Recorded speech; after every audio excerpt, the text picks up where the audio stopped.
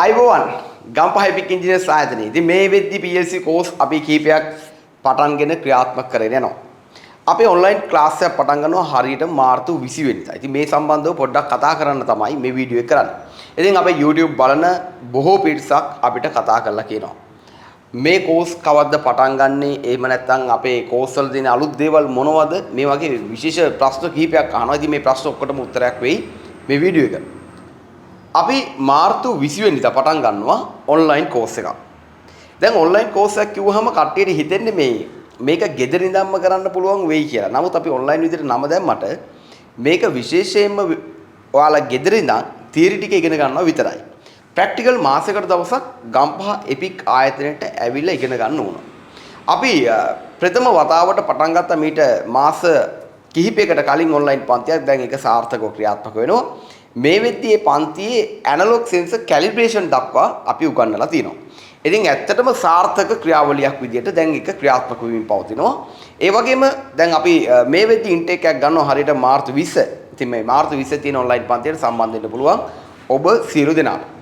ඉතින් සාමාන්‍යයෙන් PLC සම්බන්ධව උනන්දුවක් දක්වන, එහෙම නැත්නම් කැමැත්තක් දක්වන කෙනෙක් මේක ඊටමත් තර්කානුකූලව ඉගෙන ගන්න හොඳ අවස්ථාවක් කරගන්න පුළුවන්. ඉතින් සාමාන්‍යයෙන් ලංකාවේ ගොඩක් දුර පැති වල ඉන්න කට්ටිය තමයි මේ විදිහට ඔන්ලයින් කෝස් එකක් විදිහට කරන්නේ. ඒ වගේම කාර්ය බහුල කට්ටියත් කරනවා. ගොඩක් ඉංජිනේර්ස්ලා වෙන්න පුළුවන්, ටෙක්නීෂියන්ලා වෙන්න පුළුවන්. මෙතනට සතියකට සැරයක් එන්න අපහසු කට්ටිය වෙනුවෙන් තමයි මේ පාඨමාලාව පවත්වන්නේ. රුපියල් 40000ක මුදලක් වෙනවා. ඉතින් අපේ ඔන්ලයින් පන්ති ක්‍රියාවලිය ওই විදිහට තියෙද්දී අපේ ෆිසිකල් කෝස් එකේ කොටස් දෙකක් මේ විදිහට ක්‍රියාත්මක වෙනවා. එකක් තමයි එක්ස්ප්‍රස් කෝස් එක, අනිත් එක තමයි අපි සාමාන්‍ය සුපුරුදු බැච් 90ක් මේ විදිහට අවසන් කරපු අපේ සාම්ප්‍රදායික පන්තිය. ඉතින් මේ සාම්ප්‍රදායික පන්ති ක්‍රියාවලිය සතියකට එක දවසක් පැය 4:00මාරක් 5ක් තමයි ක්‍රියාත්මක වෙන්නේ. ඒ වගේම අපේ එක්ස්ප්‍රස් කෝස් එක කියන එක ගොඩක් වැදගත් වෙන්නේ රට යන බලාපොරොත්තුවක් තියෙන. එහෙම නැත්නම් කෙටි කාලයෙන් අවසන් කරගන්න බලාපොරොත්තුවක් තියෙන කට්ටියට තමයි මේ එක්ස්ප්‍රස් කෝස් එක වැදගත් වෙන්නේ.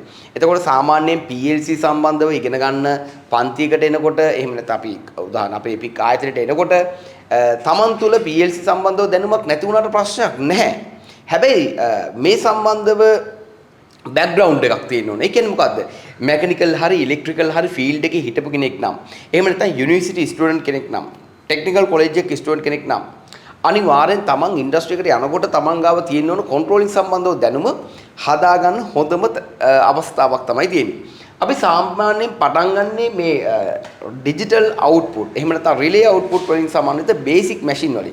ඉතින් මෙතනින් පටන් ගත්තාම සාමාන්‍යයෙන් කෙනෙක් මූලික අවස්ථාවේදී පන්තියට ඇවිල්ලා තමන් ලැඩර් ඩයග්‍රෑම් හදන්න ඉගෙන ගත්තාම, ලියන්න ඉගෙන ගත්තාම ඒ හැම ටෙක්නික් එකක්ම, හැම කන්සෙප්ට් එකක්ම අපි උගන්වනවා. ඊට පස්සේ තමයි ආ HMI සම්බන්ධව ප්‍රායෝගිකව මෙතන වැඩ කරන්නේ. ඒතකොට තමන් කරපු ප්‍රෝග්‍රෑම් එක ස්මාර්ට් කරගන්න පුළුවන් වෙනවා. එයා ඊට පස්සේ ටිකක් ඉස්සරහට යනකොට මේ ෆිසිකල් චේන්ජස් එකම වැඩ කරන්න යනකොට තමයි ඇනලොග් සම්බන්ධව ඉගෙන ගන්න. ඉතින් මේ විදිහේ ඊටමත් ප්‍රායෝගික පරිසරයක් තුළ තමයි අපි මේ ක්‍රියාවලිය සිද්ධ කරන්නේ.